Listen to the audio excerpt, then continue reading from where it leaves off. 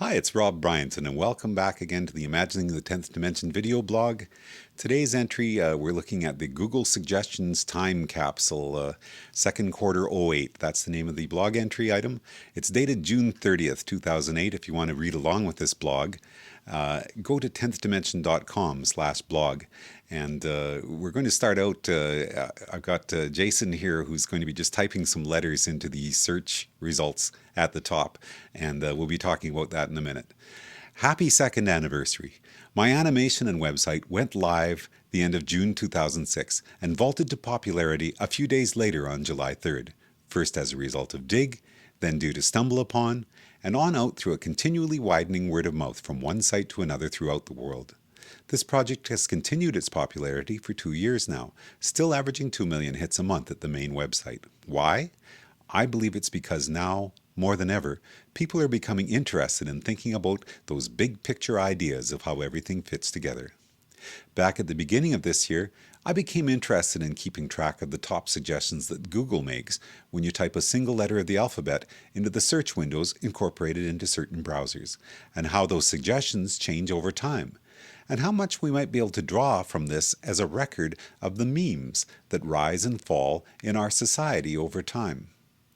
The original post can be linked to if you're reading along in the blog, and although the post was created in January, I have continued to update that entry on a weekly basis since then. The graphic that we're looking at now is my attempt to represent those results in a single visual. Hopefully, you're able to read most of this and use it as a companion. A post that talks about the poll question that was started around the same time relating to Google is also linked to from the blog. I've talked before, in my entries Tens, Google, and the Expanding Universe, about Google's battle with spammers and scammers trying to vault their particular site to the top of Google's search results, which is part of the feedback loop that becomes Google's awesome responsibility. Because once something becomes a top search result, it's more likely to stay there for a while. 3 months ago, in my blog entry Googling in the 10th Dimension, I listed some of the hundreds of words and phrases you can type into Google and have pages related to my project come up as the #1 search result. As I said at the time, the continually changing parameters Google uses to organize its results will no doubt have made some of the search terms I provided back then to be pushed further down in the search results by now, and some other new ones will, I presume, have risen to the top.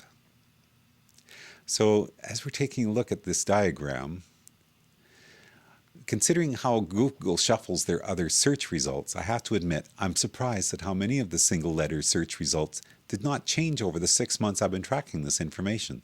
Still, as a time capsule, this project will be a useful reference to look back upon in years to come. But it does look like some of the single letter search results, particularly those ones shown in red in the above graphic, or the graphic that we're looking at right now, are not going to be changing anytime soon. Oh well. This just pulls us back out to that all-important big picture thinking. How many years will it take for some of the red items to be toppled? Only time will tell. That's all for today from the Imagining the 10th Dimension video blog. My name is Rob Bryanton. Enjoy the journey.